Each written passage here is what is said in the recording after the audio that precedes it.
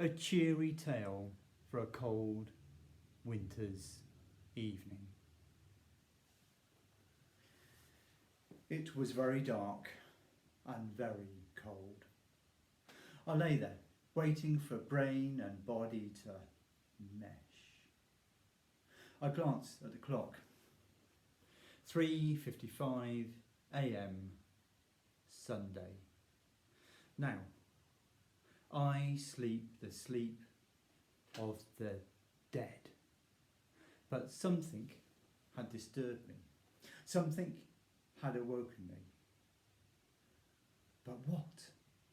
It had to be loud, it had to be bad. I checked my body. No aches, no pains. No sharp stabbing sensation between my shoulder blades. This was good.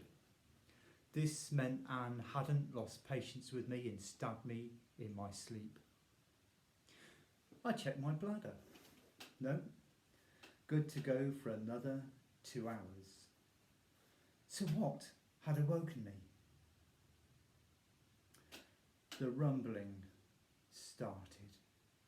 It was low and deep, like the sound of a piece of heavy machinery winding itself into life, or the lonely, plaintive call of an animal that lives deep, deep in the ocean. And with it came the tremor. The bed, the whole building seemed to tremble. And then it stopped. I lay there, waiting. 2, 3, 4, 5. The rumbling and the trembling started again. What was this? Was the house about to disappear down a long, disused mine shaft? Was someone moving heavy machinery at 4 o'clock in the morning? Had we left something on downstairs? Was a washing machine, the television, the cooker about to blow up? Was someone, something, trying to break in or out? Was the alien invasion really about to start?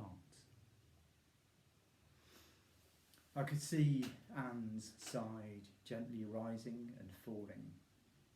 She was sound asleep. Like it or not, I knew I had to investigate. I slid as quietly and as gently as I could from bed and didn't disturb. But the rumbling and the trembling came again.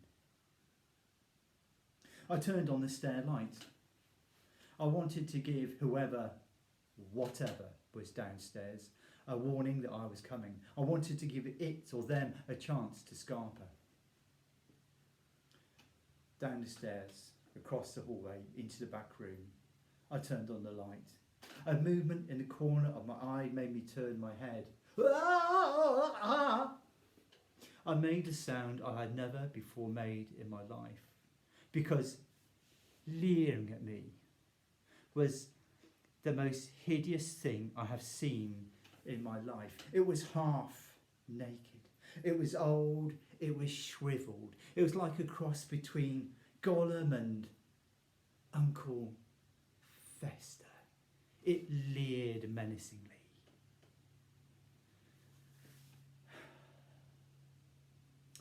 My reflection in the mirror. For just a fleeting second, I actually felt sorry for any intruder, because I was going to frighten the bejesus out of them. I checked the whole house. Nothing had been left on. Nothing was about to explode. The house was as cool and calm and quiet as it should be at 4 o'clock in the morning. Nothing moved. The trembling had stopped. I looked outside. No one was moving machinery. Annoyed, confused and a bit relieved, I went back to bed. I could see Anne's side gently rising and falling. And I slid back into bed as gently, as quietly as I could. But as I did so, The rumbling, the trembling started again, only this time it was gentler, more quiet, and closer. 2, 3, 4, 5. I leant over Anne and pressed my ear gently against her back. The rumbling and the trembling started again. It was Anne. A combination of deep sleep, the cold and asthma was making her chest rumble at such a pitch. It was making the steel frame and steel tubing on the bed vibrate. Giggling to myself and taking great care not to wake her, I moved Anne barely half an inch. 2, 3, 4, 5, 6, 7, nothing. Giggling to myself, I eased myself gently back into bed and under the duvet. And as I drifted off to sleep, I thought, I can get a bloody good story out of this. Sorry, Anne.